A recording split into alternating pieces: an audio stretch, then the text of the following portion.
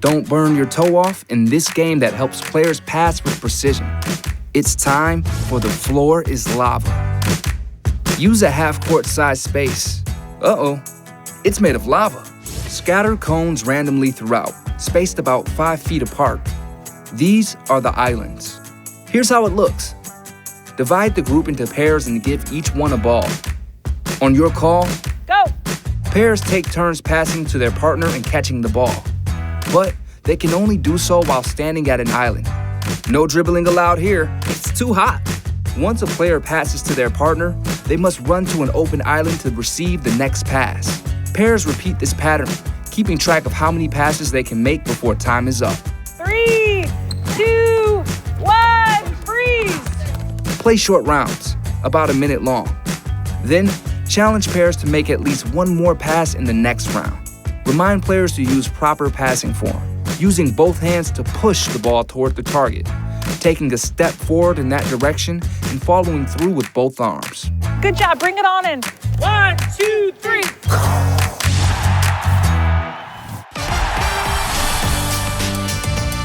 Players practice dribbling in this game we call Ducktails. Use a half court. The space inside the three-point line is the playing area. Here's how it looks. Everyone gets a ball and a penny. Only, instead of wearing them, we're tucking them in our waists like a tail. On your call, let's go, Ducktails, go! You can quack as much as you want. Players start dribbling around the space, trying to pull as many tails as they can.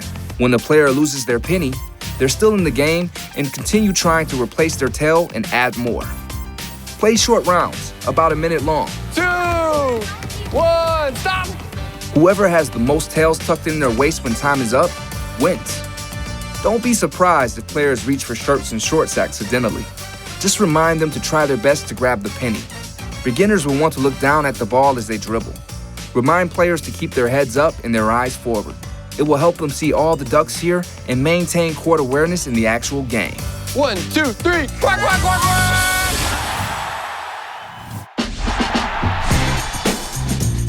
Players work together to get across the finish line in this game we call Hungry, Hungry Caterpillar. Use a half court and divide players into teams of 3 to 5 each. For each team, line up 3 cones spaced 5 yards apart and mark a finish line. Here's how it looks. Each team starts at the first cone, lined up facing forward. Players must balance basketballs on the back of the teammate in front of them using only their chests. On your call, ready, go! Each caterpillar, team, starts inching forward towards the next cone, or checkpoint. If anyone uses their hands or a ball hits the ground, they must return to the last checkpoint they reached. If they haven't reached one yet, they go back to the first cone. The first team to cross the finish line wins. Hey! We got a winner! Keeping the balls balanced and off the ground isn't easy, and it may take teams a few tries to get the hang of it. To be successful, every player forming a caterpillar must move as one, which takes lots of communication and coordination. All it takes is one player speeding up or slowing down ever so slightly for the chain to break. All the way through, last person, yay!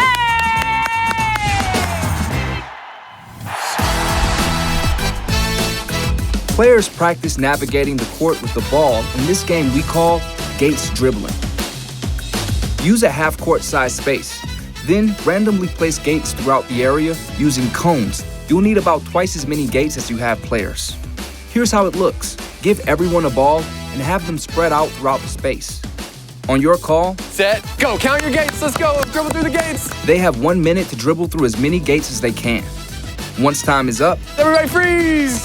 Ask players how many gates they made it through. 17, 15, 19. Then challenge them to beat their score in the next round. Go! Once they get through one gate, players will need to quickly change directions to make it through another. Remind players to keep their dribbles low and controlled so they can explode towards the next gate as quickly as possible. And of course, they'll only be able to see the next gate if they keep their heads up and their eyes forward.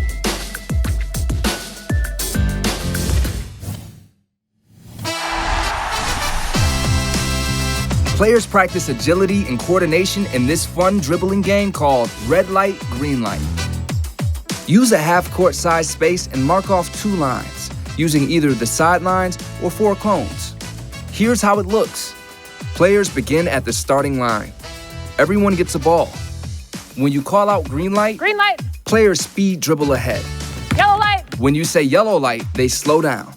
On red light, they do a jump stop and bring the ball into triple threat position at their waist. Once they reach a sideline, they can turn around and keep playing. Yellow light. Red light. Good. Yellow light. After a minute or two, choose a new color and assign that light its own action. If I say orange, you guys got to do 5 jumping jacks with the ball. This game is great for releasing pent-up energy. Just call out lots of green lights. Encourage players to use proper dribbling, using their fingertips to keep the ball low and in control.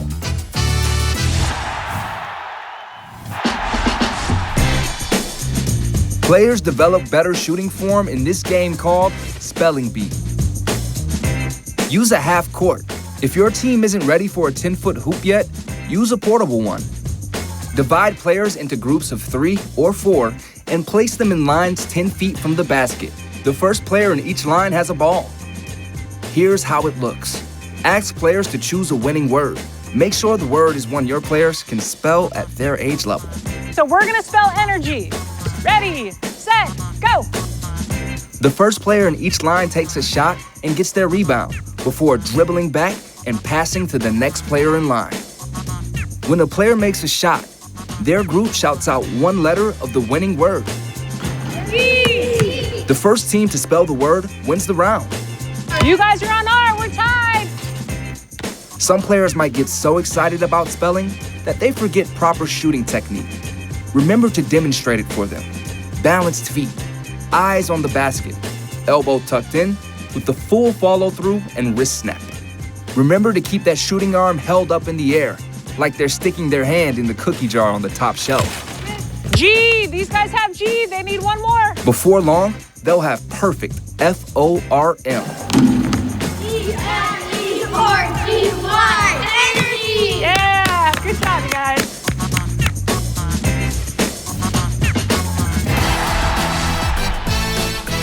Players practice changing up their dribbling speed in this game we call Sleeping Giant. Use a half-court size space. Then scatter cones, more than one per player near half court. Here's how it looks. Line players up along the baseline. Everyone gets a ball. The giant stands at half court. That's you, coach. No offense. Me, I'm the sleeping giant. I'm the giant. Your goal is to go and get my treasure. See all the cones? That's my treasure. Stand behind the cones at half court and turn your back to the players. On your call, they start dribbling towards the treasure. When the giant wakes up and turns around, they do a jump stop and freeze in place.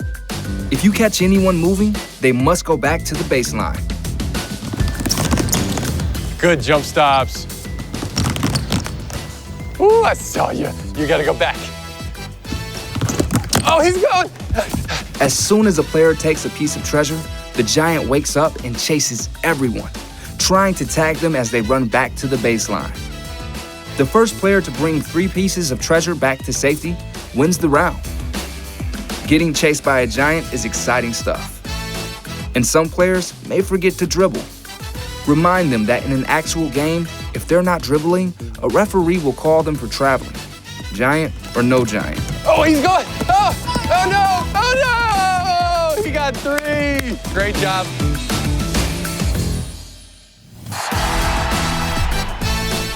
The race is on as players practice shooting and coordination in this game called Tunnel Ball. Use a half court. If your team isn't ready for a 10-foot hoop yet, use a portable one. Place cones 10 feet from the basket. Here's how it looks. Divide players into 2 teams lined up at each cone, tunnelers and shooters. The tunnelers line up with their backs turned to the baseline and their legs outstretched like a triangle or a tunnel. The first player in each line has a ball. Here's how it looks. Ready, set, go! On your call, the shooters take turns shooting the ball, getting their own rebound and passing to the next player in line. At the same time, the tunnelers start rolling the ball down the line. Once the ball reaches the end of the line, the player at the baseline sprint dribbles to the front of the line and starts another round of tunnel ball. The shooters stop when every tunneler has had a chance at the front of the line. Okay, how many points did you guys have? 5. 5. You guys got 5 points. We are gonna switch teams and you guys are gonna try to beat 5. Can we do that? Yeah. All right, let's go. Teams then switch roles and try to set new high scores. The shooters might get distracted by the tunnelers and forget to use proper shooting form. Remind them, balanced feet, eyes on the basket, elbow tucked in, and use a full follow-through and wrist snap. Like that. Good job, you guys.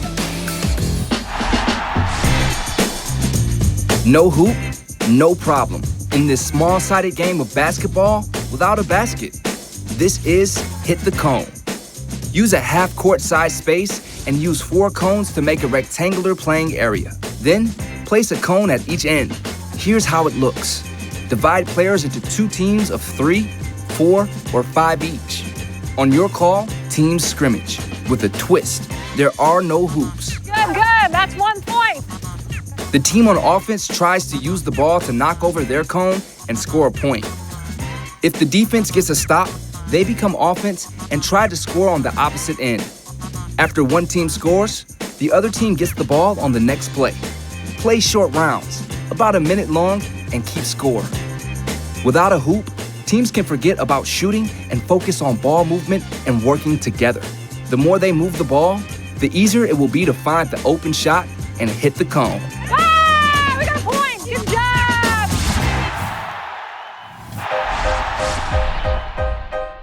Circle up and practice dribbling fundamentals in this game we call Globetrotters.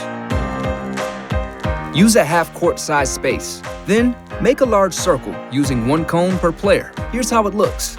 Give every player a ball and send them each to a cone. On your call, players start dribbling around the circle. When you call out a move, they must repeat it as they move from cone to cone. Good. We have right-hand pound dribbles, right-hand pound dribbles. Moves can include low dribbles, high dribbles, figure eights, crossovers, or using their non-dominant hand. Choose a different move, such as jumping jacks, that they must do each time they reach a cone. And we're gonna go passing figure eights once you've done your 10. No matter how challenging each move is, players should still use proper form. Remind players to use low, small dribbles, using only their fingertips to keep the ball in control. MOJO!